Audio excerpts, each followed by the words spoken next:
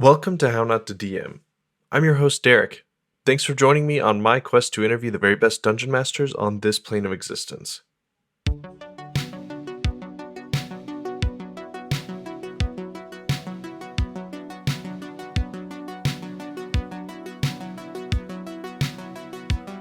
Before we get started, I need to shout out my patrons: Robert, Matthew, Brenda, Jeff, Paul, Tobias, Carol, Fernando, Justin, Matt, Robert, and Joaquin.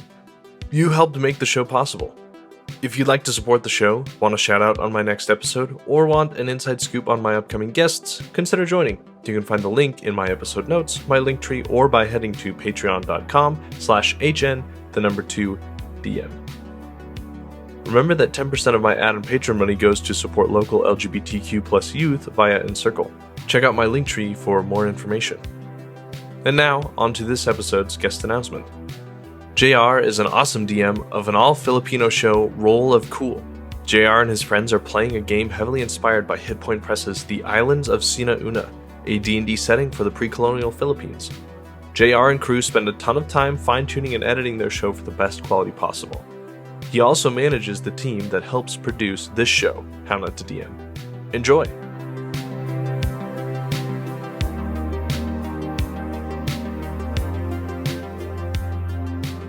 I'm JR. I'm from the Philippines. I used to be a voice actor, also did a lot of video editing, audio stuff. I DM a show called Roll of Cool.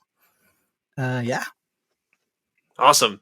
And how did you get into tabletop role-playing games first? Do you remember? Kind of a long story because I've always known about D&D mostly from the 80s anime. Didn't know that you played it like this. Thought it was more like, not like Monopoly, but like some cooler board game. Right. And I remember there was a D&D board game. I don't know, I just saw a commercial of it or something where there was an actual board that you go around or something like that. I thought it was that for the longest time, right? Because I'm from the Philippines and we're in an island in the Philippines, not in the main city. Yeah, you grew up on an island, yeah. Yeah. So where I was at, there was no D&D, like zero. And so I just didn't know what it was. And then, so for college, we moved to the city, right? Like everywhere else. And I got into CCGs and TCGs first. So Magic, Pokemon. And I just saw people playing it in the shop, and that's basically it. Okay, so you were into like Magic and Pokemon, you were collecting cards and that kind of thing, and then going into a hobby shop, you saw people playing D&D, and that's how you got connected with it. Yeah. I also played Mage Knight, which is, I don't know if you know that game. It uses minis as well, so it's like, so Warhammer is like the expensive game, right? Spend like $1,000 and stuff like that. So I couldn't play that because I was in college, obviously. And so I played this other game where you buy booster packs. It's kind of a trading card game, which is like kind of Warhammer, where you buy booster packs for like $6 or something like that. And sometimes they would schedule the Mage Knight games and the D&D games on the same day, so you see them playing on the other side, and they lent each other terrain and stuff like that. So that's how I saw it. And like, it's a completely different game. Was it a pretty big thing in college then to go to gaming stores and do stuff like this? Not everyone. For people who are on the geekier side, the nerdier side, and that's just everyone, I guess, right? But it's like it's not like everyone would know. Well, everyone would know what Magic the Gathering is, obviously. That's like just everyone anyway, right? But not like anyone would know what the other card games are or stuff like that. So, yeah. Mm-hmm. So, you found D&D from your local game store. How did you get into running games and playing and kind of experiencing it? It actually took a while because I didn't start off DMing, obviously, since it didn't make sense to me. At that time, I don't even know if you could get the books as PDFs or any cheap form of it aside from getting the book, right? And like I said, back then I didn't really have any money because all of it already went to Magic the Gathering and everything else, right? So it was every Saturday that comic book. It was actually a comic book store which I played in, and they ran games where you. It's actually weird. What they do is you pay $2, which is probably to you is like $10. Yeah. So you pay that amount to play. They have a DM who's great, by the way, does both voices, everything. And like at the end of the session, so if there's like five of you, half of it goes to like the person DMing, which is makes sense, and they give the other half to like who they think is the most valuable player or something like that. Which to me Hmm. was like it's kind of weird. So it made it feel like it was kind of a competition. So Yeah. I mean, back then it was like, okay, fine. I guess that's how you play this game. But like looking back at that now, it's like that's probably not the smartest thing to do, right? Have you ever seen it at other stores, or was it just that store where they were doing it? Here, I think no. I think it's just that store, or even just that person and his friend who's DMing, right?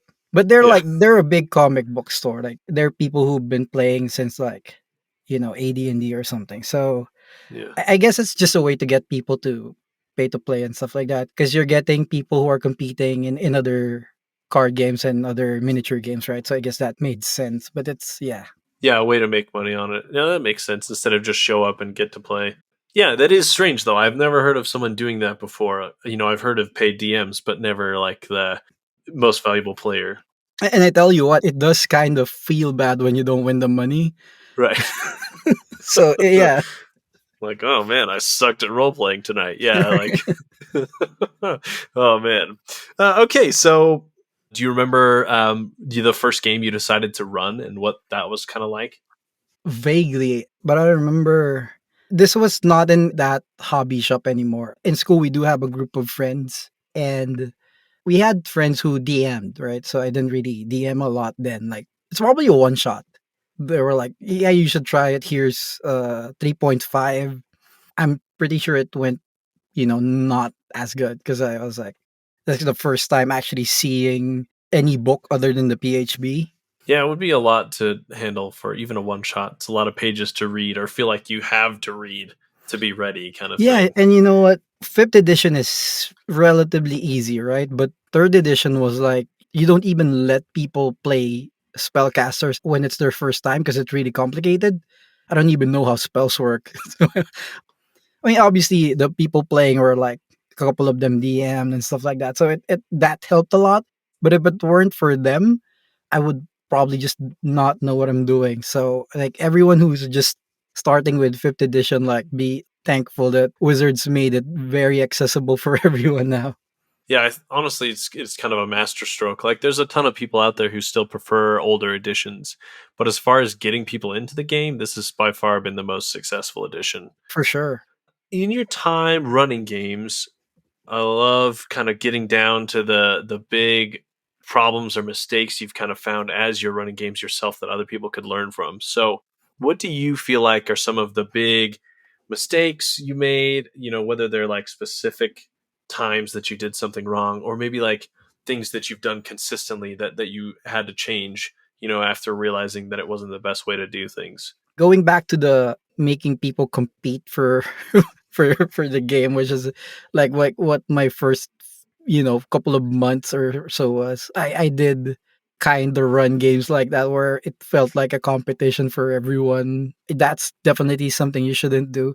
I also used like food for monster tokens, like an M&M and stuff like that, which also kind of made it a competition because whoever beat the monster got to eat it. But I guess that part isn't that bad, but it still made No. it a competition where people want to kill steal from each other to get the M&M.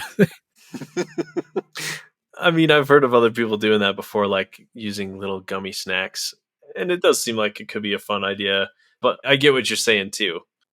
So, as far as like favorite moments you've had, either running games or playing in games, what are some of your favorite moments from games that you've played in or run that are really epic or really funny or really memorable to you and the people that you're playing with? Funny enough, for me, it's always player death. Not like I like killing the PCs, obviously, but it's like Right? if you get to a point where the players accept their player death, they're like at peace with it, like a whole drama thing that happens, like where they're it's weird. Like it's kind of saying goodbye to the character, and like it's hard to describe, but it's like if you get to a point where your players are okay with it and they appreciate it, it's a good feeling. Of course, it's the other way around where if someone's just pissed at it happening, then that's the complete opposite. But yeah. Mm-hmm. Speaking as someone who's never killed a player before, I Oh know, wow. shocking. Oh, but it's also 5th edition, right? Which is it's Yeah, I haven't actually been running games that long. I just really like talking to people who have and like learning from them. So that's why I'm doing the show, you know. But I'm not incredibly experienced, and so yeah, that's something I haven't done yet, and I wonder how it's going to happen. don't just suddenly think of doing it though. Oh no! I wouldn't go out of my way to do it. Yeah. But my players in my current game are certainly at a high enough level that I'm not pulling any punches, you know. So Yeah. it may happen, it may not. I'm not trying to force it, but having never experienced it, I'm interested to see what it's going to be like. But hearing from you that it's been some of your favorite moments, that's at least reassuring to me that like if I can make it seem like it was worth something or it meant something, then perhaps it'll be okay. So yeah. As you were kind of learning how to run games yourself, even now, as there's more and more media out there to consume, what DMs out there have you looked up to or really tried to take a lot of lessons from as you kind of run your own games? Is there anyone in particular whose style has really influenced you, or maybe someone who you just look up to, for the way they run their games? Well, I mean, here's a shocker. The voice actor watches Critical Role and sees other voice actors and Matt Mercer, who's an awesome DM, and sees, that looks great, right?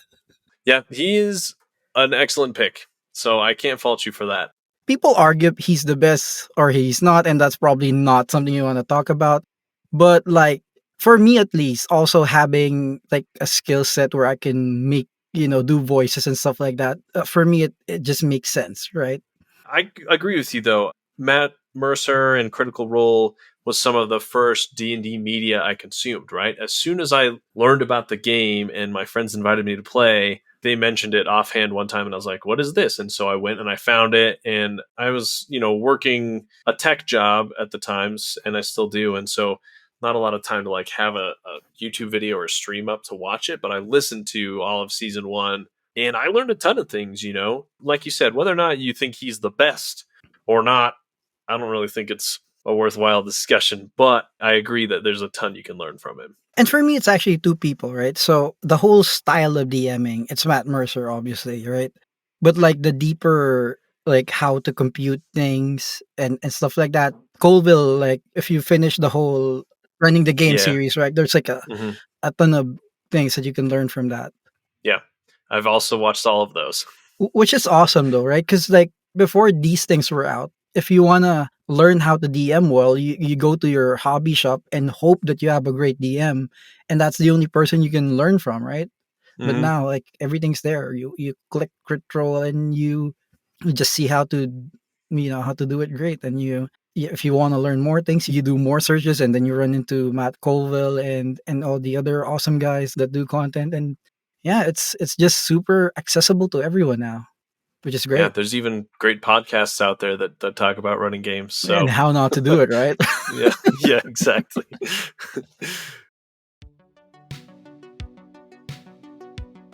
And now a word from How Not to DM's sponsors. Let's start off with Gemmed Firefly. Need a fresh look for the new year? Head on over to gemmedfirefly.com for the newest tees, mugs, and home goods styled with D&D gamer humor and aesthetics. As always, Gemmed Firefly makes every shirt to order, bringing you all of the softest and most comfortable shirts that thousands have come to love. Listeners of the show get a discount when you use the code DRAGON at checkout. Find your new favorite shirt at gemmedfirefly.com now. Next, Coffee and Chaos. Looking for a game to play on off weeks but don't want to build new characters or learn a new system? Bring your existing characters with all their abilities and powers into a world of customer service where everything will go spectacularly wrong. Currently funding on GameFound, Coffee and Chaos is a one-shot RPG perfect for a holiday episode of your campaign, days when someone can't make it, or whenever. Check out the episode notes for the link to Coffee and Chaos on GameFound. And lastly, Podcasteditors.online and Videoeditors.online. Are you a podcaster or video content creator who loves making awesome content but wishes you spent less time editing and more time doing the things you love? Check out Podcasteditors.online or Videoeditors.online to see their awesome rates and editing offerings. Buy a few hours a la carte or purchase bulk hours for larger projects. Let them tackle the boring stuff so you can get back to making more awesome content. Check out the links in the episode notes for both podcasters and video creators. And now, let's return to the show, starting up with a brand new minigame for Season 2.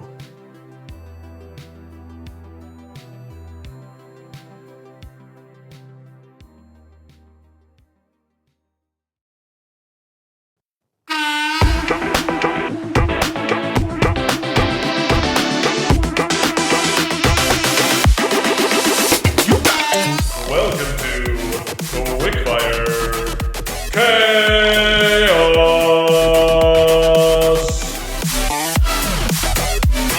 This week on Quickfire Chaos, JR and I are going to roleplay a scenario chosen at random from some dice rolls. Quickfire Chaos, do you want to do a city quest, or do you want to do like a fetch quest that's usually kind of like exploring outside somewhere? What do you want to improv more, or what sounds more fun? I don't know. Anything you want. All right, we'll do city quests because these are always interesting. All right, let's start off with the first table, which is the voice. Just roll a d100. Yeah, go ahead. Oh, that's a 1. Speaks slowly and tends to mumble, tends to ramble. Next one is personality traits. All right. That is a 53. Indecisive. Oh boy, mumbly and indecisive. Characterized by a lack of decision and firmness, especially under pressure. All right. Job. What job does this NPC have? 72. Treasure hunter. All right. Mhm. That's easy. And then the last thing, the city quest, which you will send us on or be part of. 94. A monkey steals and runs off with your hat. We're in the city and all of a sudden a monkey grabs your hat and you want us to go get it for you. Slowly and mumbly, indecisive. All right. I guess you've got to decide why the monkey has stolen your hat, or perhaps why the hat is so important to you. Is it magic? Does it have sentimental value? Does it have a treasure map on the inside? I don't know. You got to figure it out. I'll be an elf ranger, so I've got some leather armor, some green long hair up in a bun, and I've got my bow, and I look very serene and very focused on, whatever task is at hand. Corfell, the ranger, approaches you and taps you on the shoulder, and he says, I've heard that you have a hat or something that's gone missing, and I was hoping I could help you find it. How did you know? Oh, well, a lot of people in these parts are wearing hats, and just noticed that you weren't wearing one. Also, I can see kind of a tan line, if you will, of where I can tell that your hat has been, but is no longer atop your head. So, kind of telltale signs, I suppose, but that's how I'm noticing. Yes. It's a very special hat. You see, I make maps for my treasure hunting, and I write it in code. I have very bad memory, so I have to use it as to decode my own scribbles in the maps. Maybe you can, right? Yes. Yeah, I'm sure we can help find your hat. A couple of questions for you. What does the hat look like? And then what were the circumstances in which you lost it? Where were you? Who took it? That sort of thing. It was a day where I was eating, I don't know, an apple, an orange, a banana, and Okay. I somehow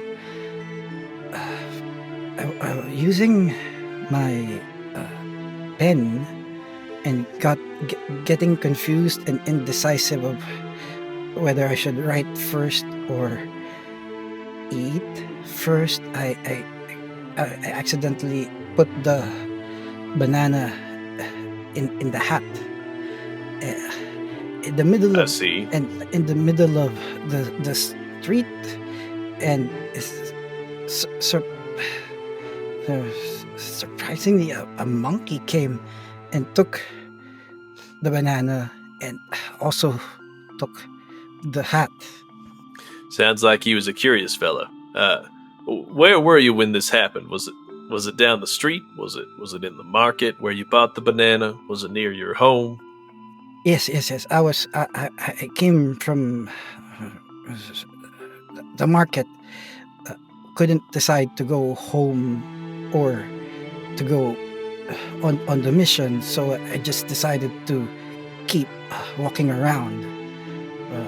Could be a pet or something from someone from the market. Well, this is the first case of a monkey theft that I've been put to, but I'm sure we could figure out what the problem is. If it comes to it, I've got a few friends who know how to speak to animals, so perhaps I could get some information from the trees above. But Here's I bought a whole bunch of bananas. I figured I'd bargain with a thing. Yeah, I'm sure you could get the monkey to trade back if the deal was sweet enough. So this is a good idea on your part. Yeah, we'll head over there and see what we can do. But rest assured, sir, I think we can get your hat back. There is a question of course, the price. It does sound like this object is worth quite a pretty penny to you. So, what say you? What do you have to offer? Here's the current map I'm working on. I could share with you 1/4, half, maybe.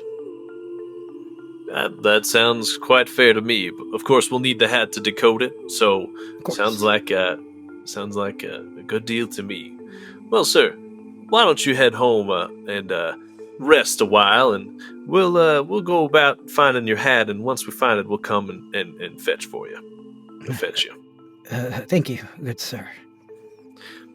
Have a good day now. Sleep well. Rest easy. Okay. Cool. Yeah, JR, you mentioned earlier that you're the DM of a show called Roll of Cool. So, for people who haven't heard of it yet, what is Roll of Cool? How did it start? Where did the idea kind of come from? And how is it going today?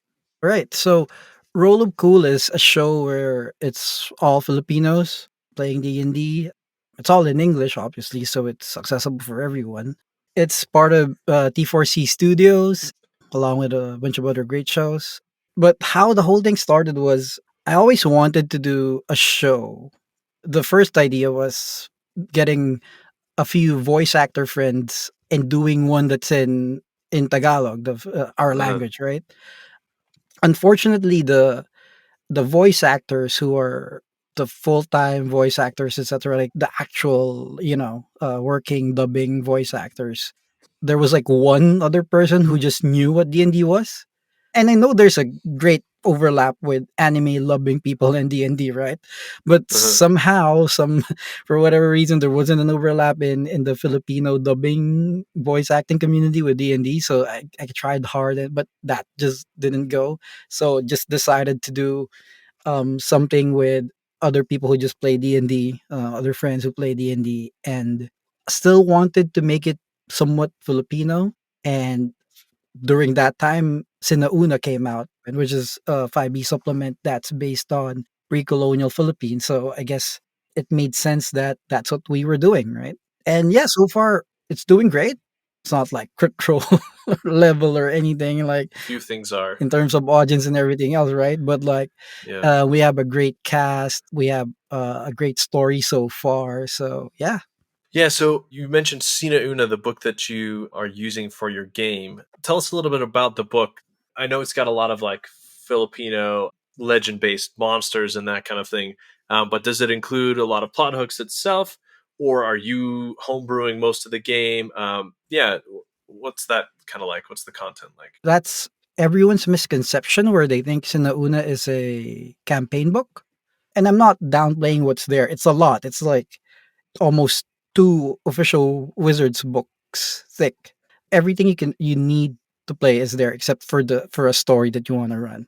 Uh-huh. So yeah, everything's being homebrewed, and I don't want to lean too much into making it pre-colonial Philippines based as well. Where we do it, like the setting is so, but we kind of insert some anachronisms here and there to make it a little bit more interesting when it makes sense. Uh-huh. So yeah, but like everything you'd need from boat sailing stats and details about what food you can find in the Philippines during that time, and how so they have a set of islands in the book, and they describe each, and they're loosely based around certain islands in the Philippines. They don't really say which is which, but like one of them has an actual volcano which exists. So and things like that. So Mm-hmm. yeah, it's a lot of info in that book. Yeah, I'm sure it's been a lot of good inspiration too. Is most of your experience running games, has it most of it been homebrew, or have you done mostly like stories and modules and stuff, and this is kind of your first go at it? I've run like one page modules and stuff like that before, right? But the first time I've run a book was actually fifth edition.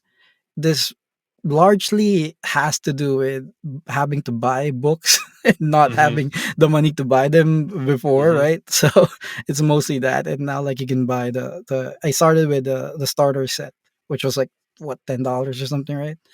Right. So yeah. It's actually the first time I've ever ran anything that's not a homebrew. Was the starter set? Yeah. Yeah. So going back to homebrew roots is kind of an easy step. Yeah. Although like Mm-hmm. I also don't mind running modules.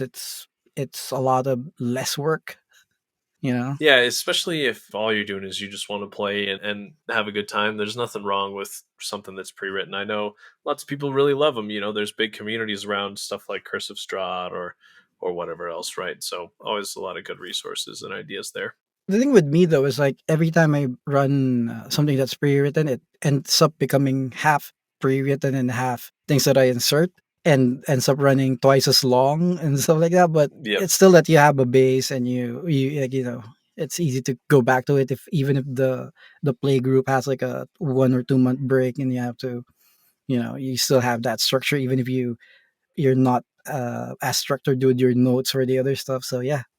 Yeah, totally. So as far as like shows that are all Filipino cast playing in a setting and kind of a homebrew world that's based on the Philippines, I've done some Googling and I have not found any other groups so far that are doing what you guys are doing. So it's been really cool to watch. And I'd love to hear what some of your favorite feedback has been from fans so far. Surprisingly enough, we get more feedback from people who are not Filipino. Like there are Filipino people who, of course, like everyone's like, "Oh, I'm Filipino. I don't have time to watch Critical Role, but here's a Filipino stream who runs less hours. I'm gonna find time for that, right?" Yeah. But like the most interesting feedback is from people from other places who are like, "Oh, I get to learn about the Filipino mythology and stuff like that," which is stuff I'm hearing for the first time.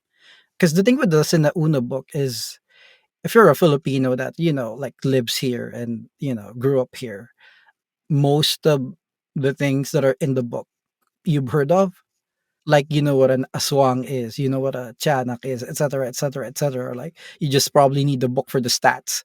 But for everyone else, it's their first time hearing about baby looking demon monsters and stuff like that, right? Yeah. Yeah. That was such a crazy encounter. Oh man.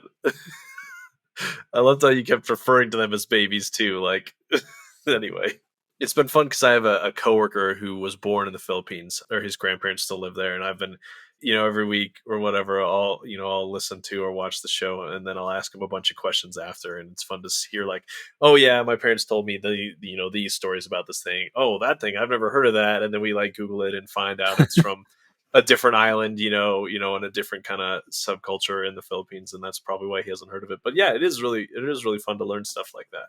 Yeah, I mean, because that's the thing, right?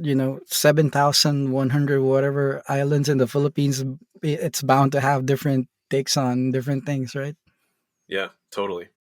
You mentioned, like the comic book store that you went to in college and that kind of thing. But what is the tabletop gaming scene like in the Philippines? And, have you seen it change a lot in your time playing games like this? We've always had, well, Magic is obviously the staple because, like everywhere has Magic the Gathering, right? D&D is less commonly played in hobby shops compared to competitive games, because I'm guessing it's because people pay for those games, like the shops earn money from them, which they should, right? It all makes Uh-huh. sense. Lately though, it's I guess it's mostly because of Critical Role, right? That it's just a lot more people playing now. You can actually walk into a hobby shop on a weekend and find a group, which you wouldn't be able to do before, right? Like you'd Uh-huh. be able to play, and like in that particular shop I was able to pay those dollars and play. But like otherwise you'd look for people you play other card games with, and or other hobbies with, and those people become your group. But now it's like you walk in, there's a group, there are groups in Facebook where like looking for players, Discord servers. It's very different. And also it's the number of players more than doubled or tripled even during the pandemic. Mm. So that obviously had a lot to do with it, right? Yeah. A lot of the people in the role of Coolcast are actually pandemic players, as we call them, which they picked up dice during the pandemic, or pushed keyboard buttons for dice. Yeah. I mean, I've had more than one guest on this show who started doing stuff during the pandemic, so it's definitely not uncommon.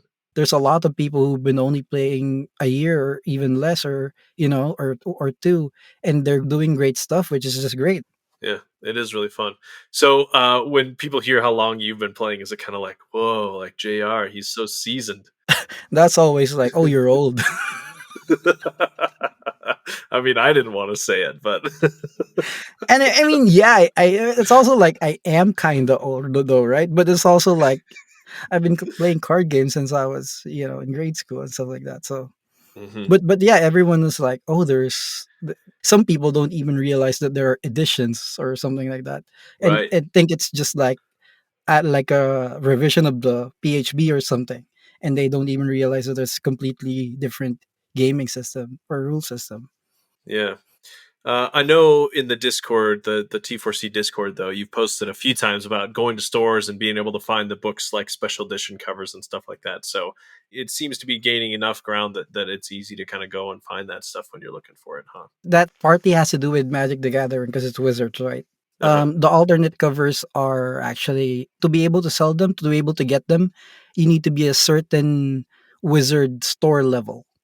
Interesting. So since Magic is a big thing, the shops build up to be the whatever premier level stores because of Magic, not because of Uh-huh. D&D. And D&D is kind of we're lucky because of Magic that we get those things. Yeah, and there's been more and more crossover recently too, and I'm sure that doesn't hurt getting people into the game, right? If they're familiar with Ravnica or Theros or whatever else, it can kind of be easier to kind of get them to try it out.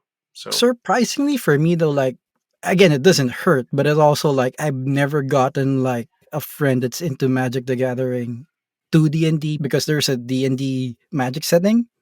hmm, Like there would be people who are playing Magic the Gathering who would just be interested in D&D period, or because of Crit Roll or whatever like that. But it's never, oh, Terrace came out, so I'm trying it. So yeah, right, interesting okay, enough, yeah. I guess I haven't converted any Magic players either, so right? in starting the role of cool, because you started it under the T4C Studios umbrella that I'm part of as well. I know there were some bumps in the road here and there to get the show going, and kind of as it's been running. So if you were to go back to JR in the past and tell him, here's a few things you could do to make this a little bit easier, what advice would you have for yourself to make your stream a bit easier to set up and get going, and that kind of thing? Because like everything else, like the characters, the story, and everything, writing for it isn't really a problem. It's the tech that kind of got in the way. Mm. A lot of it is that we have one player who's remote and the rest are going to be in studio. So, I mean, I wouldn't want to say to my past self, "Hey, don't get that guy," but because he's a great guy. But Right. but also, it's mostly like what to do with setting things up and actually testing things out really early is what I would Mm. suggest. Because I do a lot of studio stuff, right? And but not really in the before. So it's like I know how to set up cameras, I know how to set up mics and everything. And you think, oh, I know how to do this. I can do this in a day, right? And you try it, and it's like, oh, it's been 2 weeks, and I'm doing this every day, 2 to 4 hours a day in my spare time, and I still haven't gotten it right. Give a lot more time, yeah. So Yeah, so yeah. to setting up and making things sound great, because yeah. So, if you were to give advice to anybody out there who's wanting to try to run games or who is running them, based on your experiences and all of the time you've spent doing this, what are maybe one or two things that you would suggest or recommend to people as advice for them? So you've probably gotten a lot of advice from a lot of people here, and just to make things a bit different, I'm gonna do something that's kind of been on the voice actor side, because I figured Cool. you haven't had a lot of those, right? So and Not it's yet. yeah, not yet, right? Get Matt Mercer soon. Someday. Knock on wood. It's going to happen. This is something that from Hank Azaria, if you're familiar with him, The Simpsons, voices Yes. Mo, Cheap Wiggum, etc. For DMs wanting to do voice acting or voices for their NPCs, his advice, and this advice for general for like voice actors and stuff too, right, is bad impressions make for good characters. So don't be afraid to try to do an impression of someone. And if that Mm. turns into something totally different, then that's your new voice. He does that with The Simpsons as well. If you remember Lou, the other cop, he's like, sounds like this. So that's his bad Stallone impression.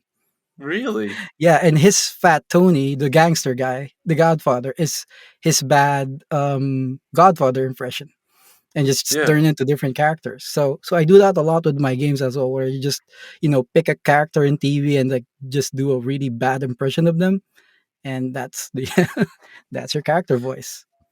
So who's your worst impression that you do then? I just do bad impressions of everyone. The funny thing with impressions though is people like when like could you, like wow, when you do Owen Wilson, man, everyone just loves him. That's pretty good. I think it's like how because when you do Owen Wilson, you have to talk like with his enthusiasm, and everybody just ends up loving that NPC because like they're like, yeah, Owen Wilson is the perfect bro or something, Yeah, he is. right? Well, So that settles it. My next NPC is going to be Owen Wilson. Thank you, JR. right, and that also makes it easier for you to like when you're doing homebrews. So you like this is Rotgar, the barbarian or whatever, and like his voice is Owen Wilson. Just write that down, and like when you go back to it, it's like, oh, the voice. Smart. Yeah, Instead of like, oh, did I use this or that, or like, yeah, my notes are never very good about the accents I use for people. yeah, and it So can be smart. specific. Like it could be Jack Black from School of Rock, or like stuff like that. Like Hmm. it's a very easy way of noting things down. I like it. Advice we haven't had on the show before, so Right. that's even better. Let's wrap it up then with where people can find you, they can find your work, and where they can interact with you online. Right. So the role of Cool currently, and I don't know the schedule once this airs because it's going to be a while, obviously. Yeah, Currently it'll be it's July, so yeah, who so it knows? might be a different schedule. I don't know, but currently it's 7:30 p.m. Philippine Singapore time, which is I think it's 12 hours gap EST. Yeah, so 7:30 p.m. Singapore and Manila time is 7:30 a.m. Eastern time. So Yes, you're right. 7:30 a.m. Eastern time, but it does rerun 7:30 a.m. the next day here, so that's 7:30 p.m. Eastern time on a Monday, and the URL is Something I don't know. Wait. So it airs 7:30 p.m. on Mondays, Singapore time, Mhm. and Manila time. So that's 7:30 a.m. Eastern on Mondays, and that's and then rerun 4:30 a.m. 7:30. Pacific. But then Yep. 4:30 p.m. Pacific, 7:30 p.m. Eastern when it re-airs. And and the URL is It's twitch.tv/the Fort Culture, Fort with the number 4th. And on YouTube, the current schedule is after airing them on Twitch, the hour-long episode blocks go on YouTube on a Wednesday and a Friday. We're just spacing it out for, YouTube algorithm stuff. So it's youtube.com/Dragon Culture. awesome. Yeah, I'll make sure to put in all those notes. And thanks for joining me, JR. I've chatted with you a bunch previous to this, but it's good to kind of get to know you from a DM's point of view, as most of the stuff we're talking about has nothing to do with this. So, yeah, good to get to know your philosophies running the game. And I've really enjoyed the role of Cool so far. Like I said, my coworker actually quit and left, so I have to text him and ask him questions now. He's at a different company now. But it's still been a lot of fun to learn about the Philippines and to watch you guys have a ton of fun. I know you put hours and hours and hours of work, because I see the hours of work you put into the role of Cool. So, I definitely appreciate how much time and effort it goes into creating something like this. And I think you've done a fantastic job so far. Oh, thanks, Eric. Thank you for listening to How Not to DM. Now it's time for a sneak peek into next week's guest, Michael, known as the Dead Aussie Gamer. I think my favorite person to play with at the moment is Quincy from Quincy's Tavern. Like, I love Quincy so very much. Like, he is, like, next to Robert and Dredd, who are my members of my stream team, I'd say that probably my next favorite person to play with is Quincy. Like, if Quincy asked me to do anything, I'd be like, yeah, they're in a heartbeat. He's just got this wonderful synergy with my particular play style that I doesn't matter what we're doing, I know we're in for a good time. To hear more about Michael's unofficial 86-hour Pathfinder marathon, his day job running games for kids at a youth center, and much more, tune in next week. Remember to check out my Patreon if you haven't already for even more sneak peeks. Next time you get the chance, share this episode with your friends and family around your game table. Another great way to help me boost the show is by leaving a review on Apple Podcasts or rating the show on Spotify. I appreciate all of you for helping the show grow. Thank you to the team at T4C Studios for helping edit and produce this episode. My intro and outro music is by Danijel Zambo. The Quickfire Chaos music is by Exacat, and the Quickfire Chaos mood music is by Arcane Anthems. Check out the episode notes for more of their great work. And, as always, until next time, roll some nat 20s for me.